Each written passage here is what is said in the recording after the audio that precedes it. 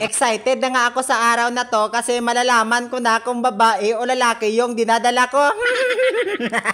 Hello! Nandito na naman ako.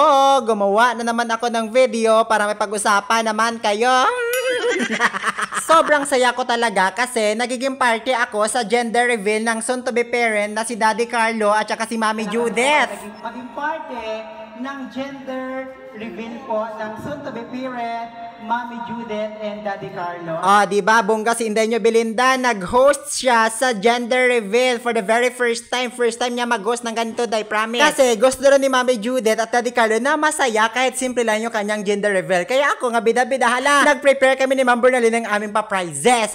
Diba, bonggahan din kami, no? Akala nyo hindi kami nakapaganda. Nakapaganda kami ng ipapremyo namin. Napakabongga na mga prizes namin, Day. Abang wala pa nga yung mga bisita, andito kami sa may likod na party ng bahay ni Daddy Carlo.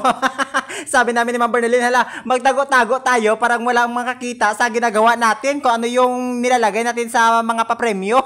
Kaya kung manalo ka sa mga palaro namin, ba, kachamba mo, sobrang swerte mo kasi makakatanggap ka talaga ng limpak-limpak na papremyo. Sos, Day, kung manalo ka ng mga papremyo namin, ba, magbabago talaga yung buhay mo. Sigurado na mag-i-enjoy ka talaga sa mga papremyo namin na nilagay. Meron tayong salon package. Meron din po tayong PC personal collection.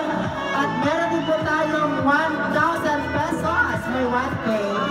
Tapos may whitening package. Kaya lahat po ay inanyayahan na makisali po sa ating pong palaro. 2, 3, go! So,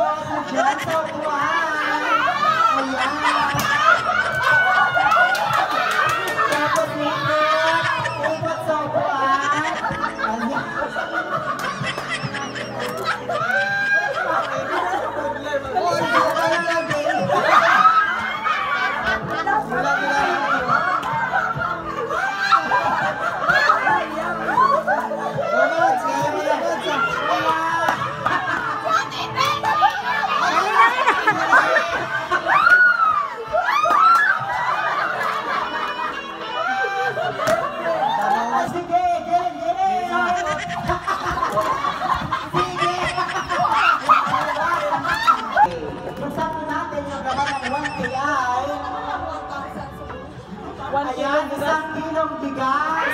Daddy Carlo, ano yung gusto mong maging baby niyo? Lalaki.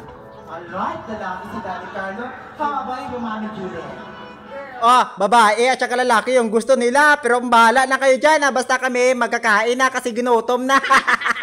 Andito na ngayong mag-asawa. Sabi nila, hala, paano ba ito buksan? Pero sabi sila, inyo lang i-shake-shake lang, tapos yung pindutin lang yung mga pinipindot dyan, tapos lalabas na dyan kung anong color.